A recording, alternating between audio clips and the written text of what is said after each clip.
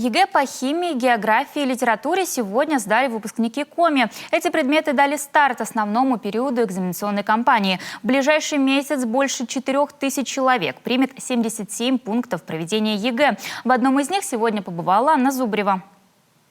Почти у каждого в руках паспорт, несколько ручек на случай «а вдруг?», вода, шоколадка и калькулятор. Да, этим ребятам его можно брать с собой. Он разрешен только на экзаменах по физике, химии и географии. И то ли калькулятор в руках, то ли долгая и тщательная подготовка, но у большинства настрой сегодня оптимистичный. Ну, конечно, столько решали. Должны сдать, как минимум. Хотя бы на порог. Порог-то точно сдадим. Вот. Не глупенькие мы. Мы уверены в себе, потому что хорошо готовились достаточно. И долго по времени сидели, много реакций пересмотрели, и заданий много перерешали. Настрой нормальный. Все будет хорошо. Вы чувствуете, волнение присутствует? Нет, успокоительное принял, нет, вообще не чувствую. В 16-й школе Сыктывкара для выпускников подготовили 14 аудиторий, чтобы всех рассадить в шахматном порядке. Уже второй год подряд экзамены организуют в соответствии с требованиями санитарного законодательства. Везде фильтры, санитайзеры, на полу разметка для соблюдения дистанции и вход только по графику. Меры приняты как против ковида, так и чтобы исключить возможность списывания. Ведется видеонаблюдение в каждой аудитории. И, естественно, данное видео мы с вами можем просматривать в штабе ПП, где за этим следят технические специалисты.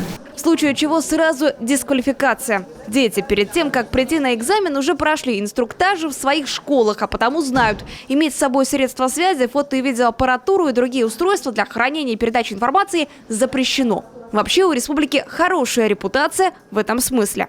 У нас в республике не было того, что, вот, например, в других регионах в сети появлялись контрольно-измерительные материалы, да, то есть каким-то образом участники фотографировали и выкладывали в сеть. Сегодня контрольно-измерительные материалы содержат в себе, скажем так, зашитую информацию, которая позволяет, если в сети появились какие-то измерительные материалы, определить не только регион, откуда этот брос произошел, но и пункт проведения, даже аудиторию и место. Республика Коми в подобной ситуации, по словам замминистра образования, никогда не попадала. К слову, двери в школу для детей открываются ровно за час до экзамена. Очевидно, чтобы было достаточно времени на неспешную подготовку, собраться и разложить все мысли и знания по полочкам. Пока на часах 9:27 у прессы есть возможность находиться в коридоре, снимать, общаться с выпускниками.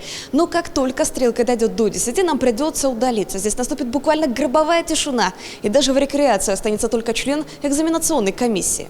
Это организатор вне аудитории. На случай сопровождения или оказания какой-либо помощи он будет здесь все это время. За выпускниками строгий контроль. Элементарно. Есть лимит, сколько можно провести времени в уборной.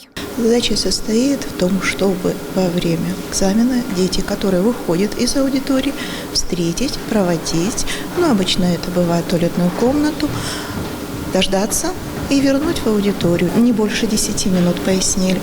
Если больше, может быть, с ним какая-то неприятность произошла.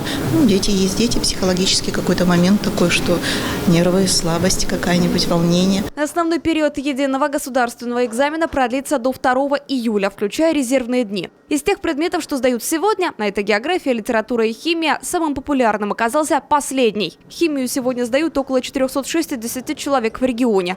В целом же тройка лидеров остается бессменной уже на протяжении многих лет. Большинство выпускников для сдачи выбирают русский язык, профильную математику и обществознание. Анна Зубрева, Олег Костромин, телеканал Юрган, Сыктывкар.